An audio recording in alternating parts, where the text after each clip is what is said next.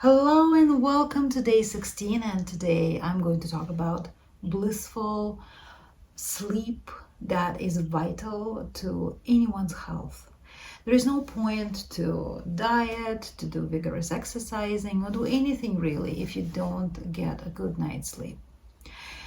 I personally never had any problems with sleep until menopause when it all started, and frankly, at this stage of my life, I started appreciating what the good sleep is. Because with menopause, the tossing and turning and sweating and creeping anxiety, all this takes its toll, and as a result, you don't feel well. So I think before getting into serious exercising, weights, cardio, and even dieting, I think good night's sleep has to be addressed. So, my 25 pointers on sleep, and here we go. Number one, alcohol. Alcohol is your worst enemy if you want to have a good night's sleep. Mind you, in my 30s, even in 40s, I would have a party, let's say overall bottle of champagne or a bottle of wine, and I would sleep not the best, but I would sleep. Now, lately, around 50, like 49, 50, if I have this much alcohol, forget it. I will not be able to sleep. It's kind of tricky because a lot of people drink to distress, to unwind, and it's very easy to have a glass of wine and another glass of wine. You may think it helps you to sleep, but it actually doesn't, because alcohol prevents your brain from going into this very deep state of sleep. I know if I drink more than a little teeny tiny glass of wine, but hey, who drinks teeny tiny glass of wine? I don't know people like that. If I drink, especially after 6 p.m., forget it. I won't have a good sleep. So another good reason to quit alcohol is to have a good trade-off, to get your full night's sleep. Number two, sugar. Same thing as alcohol. You get sugar too close to your sleep time, and your energy level goes like this, and as a result, you're tossing, turning, you can't relax, and your body, I guess, wants to do the things. It wants to run the marathon. I don't know, but your body has way too much energy from sugar, and that would prevent you from sleeping. Number three, screens. Screens tell our brain that it's the daytime, and I experimented many times. If I watching Instagram or Facebook or any of the applications while in a bathtub, I will not fall asleep as blissfully as when I'm reading a book, for example. Well, we have a rule: no screens in the bedroom when we are sleeping. Past 10 o'clock, no screens. I try not to have my phone in the bathroom. And as you see, we have no TV in our bedroom. Next one, bath. Bath helps to unwind. Bath helps to kickstart this evening ritual of getting ready for sleep, and overall you feel fresh, you feel relaxed. So bath is amazing. Number five, rituals. I will talk more about rituals. I love them. I think it's a great way to implement good habits because you stack one action with another action, and brain learns a new routine, so you can create your evening ritual that can start as early as 8 o'clock. You may have 1 hour of reading, and then you go to the bath, and then you put moisturizing cream. And the ritual also will help you not to snack because you're busy doing all those great actions that don't involve eating but involve all these good self-care activities. Next one, number six, temperature. If you can, please lower your temperature below 20 degrees Celsius. That's a little bit chilly, I like to lower temperature even lower. If we can, we open the windows, as you see in the background. Window is almost always open, and it's a bliss to wake up to the morning birds that start chirping and wake you up naturally. Blackout curtains. I don't know why it took me so long to get curtains. I lived for a good 15 years in this house, and I always had blinds that you see in the back. And I would close the blinds, and I thought, I don't want curtains. I don't want anything bulky to visually compromise the space, the design, because as a typical Soviet child, the curtains always were something tacky. I remember curtains in my apartment where I grew up as a kid. They were bright flowers, animals, print. So for some reason I thought, oh, curtains is something I don't want to have. But then when I started experiencing sleep issues, I of course read about blackout curtains, and I got these guys with metal rod. Oh my goodness, my life changed. And the key thing for me was to pick the curtains the same color as the color of my walls. And then it blends in so wonderfully and doesn't create that effect that something is sticking out as some eyesore that distracts you. So as you see, my curtains in the back, they are the same color as the walls, and I think it kind of blends in. And if curtains is not an option, just have something like this, a silk mask, which you put on, and you can create this effect on the go. And when I travel, I always have this mask on a plane, in the hotel, any place where I would like to have my good quality sleep in a total darkness. Next one, number 8, a king size bed. I know, yeah, it's not an easy fix like a mask. If you can, get the largest and comfiest bed you can afford. Took me about 20 years to get king size bed, and I have to say that it's not only a great sleep, but it's a relationship saver. If your room can fit king size bed, I would even sacrifice nightstands just to have the bed where you can sleep. And if you quit alcohol and sugar and save like us $400-500 a month, I don't think king size bed is such a big issue, because you will save up for it in what, 3 months, 6 months. Well, in a year you'll get your bed. Next one, pillows. I have these pillows from Restoration Hardware. I would probably never buy them because I thought, ooh, that's a luxury. My sister gave me those as a present, and I'm sending my sister blessings every night when I can squeeze this pillow, when I can mold it around my neck, about my chin. I also think good pillows help your face to be less wrinkly, because you can accommodate it in such a way that you're not squishing your face with a pillow that doesn't mold very well, not flexible around your head. And therefore these particular guys, they were just my very best friends. Number 10, freshen up your bedroom as often as you can. If there is any opportunity for me to do a quick minute refresher, I would rather do it in my bedroom than anywhere else. Sweep the floor, dust the surfaces, because the fresh air you will be breathing during the sleep also helps to stay rested. Okay, number 11, decluttering. If you have a lot of stuff in your bedroom, you will not have a good restful sleep, because your mind will be busy processing all these items around you. Old magazines, old books, clothes, makeup. Okay. There is no limit how much stuff you can have in your bedroom. Even what you have under your bed matters.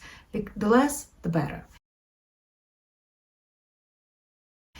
In the back, you see a little bit of a little sliver of my makeup table. It's amazing if you can get that, and if you can squeeze it, it can serve as double, even triple duty item. It holds all my makeup, all the things for my hair, everything. But when not in use, that lid that holds mirror is down, and you can put a tray on it, a book. When we have coffee in the morning, sometimes in the bedroom, this table serves for this very purpose. It's a good solution to have things away and not distracting you. All your beauty supplies, women, please. I sometimes see uh, women that have their beauty supplies all over the place. Not a good idea, not classy, guys, no. Light is super important. I can't understand why people would put massive chandeliers on top of their bed. That would create a lot of anxiety. I would be looking at this chandelier thinking, oh my God, why is it there? Also, it takes away from the space, from the height of the ceilings, and I think it really shouldn't be used in the bedroom. I think sconces, table lights, table lamps, more than enough. We never use the light on the top, very rarely, but because it's flat and builder installed, it stays there. But if I were to renovate this room, I would probably just cover up ceiling without any chandeliers whatsoever.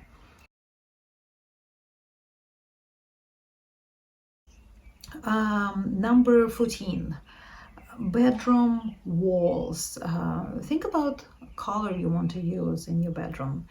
I erroneously thought that the darker your bedroom is, the better. I don't think this anymore. I actually like this portobello mushroom color. In my whole house is in the same color. I had an apartment and a bedroom in a house that had very dark color at some point, and I wouldn't pick that. But whatever color you prefer, think about it as well. Maybe color in your bedroom is such that actually irritates you, even subconsciously may send the wrong vibes and prevent you from relaxing.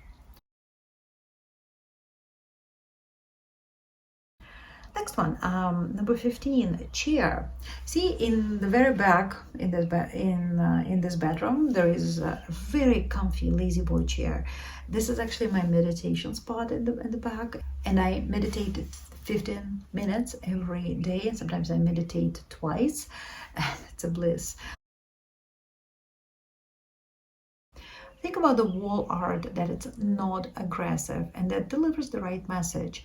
In the back, we have this kind of a wall art with love rules. I like the aesthetics of it and also the meaning of it, because bedroom love rules, always good to be reminded what to do and what not to do. Also, I have this clock in the back that it's super convenient, and when I wake up I can open my eye and just see what is the time. And it kind of a wall art, but it's also useful wall art. Anything that is too aggressive, anything that disturbs you, like, think about it. Maybe this Ferrari you have in your bedroom is preventing you from good sleep, or who knows what you may have. The next one, nightstands. If you are picking furniture or you're upgrading the furniture, think about something that has drawers that you can organize all your little things in. Sometimes nightstands that don't have drawers look very nice, but think about how many little things you may have beside your bed, and it's very hard to keep those kind of nightstands neat and tidy. I like to have a trunk in the room that keeps extra blanket. Actually, it's not in this room, it's in the walk-in closet. If I'm too hot or I'm too cold and I need to switch the blanket, I'd like to go and get it from the trunk rather than get it from the shelf or go who knows where. And trunk is so aesthetically pleasing to look at. It's keeps your blanket nearby, but not creating an eyesore to look at if it's just something unpleasant. The next, number 19. I'm a big feng shui follower, and anything in the bedroom, if you want, of course, to have a partner, if you don't want to be alone, it has to be double. There's the same nightstand, same lights, same even wall art. I like pairs. Pairs look really good. And subconsciously, it's not putting one partner over the other, because the whole philosophy on feng shui that if you have uneven areas where one person has one nightstand, another person has no nightstand, one person has a lamp, another person has some floor lamp, and there's a disbalance, there will always be some kind of discomfort in the back of your head, maybe even subconsciously. So try to have this structure that everything is paired up. Now, speaking of nightstands, I know they're super expensive, and the ones I have right now from Pier 1 Import, gosh, they were expensive when I bought them. Now, when I look at similar ones, I just can't even come near. They're $500, $700 for one piece, crazy. So I actually got a really nice nightstands on Facebook Marketplace, and painted them white with chalk paint, and they look really, really well. They're exactly what I wanted to have. And two nightstands were only $150. Number 21, rugs. I watch designer videos on YouTube like everybody else, and I know the proper way for the bedroom is to have a carpet halfway into the area under your bed, and it's connecting the room very nicely. I respectfully disagree with this because I don't want to clean this carpet under the bed, and I don't want more dust than necessary and more work than necessary. So I keep nice rugs on each side, which I can throw in the washing machine or easily take and put them outside to get some fresh air. And the carpet would be way too much work. But the key thing, when you wake up and when your feet go on the floor, make sure something nice is waiting for your feet, and that adds the ambiance. Number 22, night gear. Have this Greta Garbo silk gown or Chanel pajamas. And when I say Chanel pajamas, I mean Chanel style pajamas, not necessarily made by Chanel. Something that puts you at ease, something that makes you feel more feminine or more relaxed or more beautiful. I think it makes the difference. I also like our bathrobes. At some point, I ordered waffle bathrobes with our initials, and every time we put them on, I feel like we are having some amazing romantic getaway in a beautiful resort. So why not have a little bit of that on a day-to-day basis? Number 23, drinking water.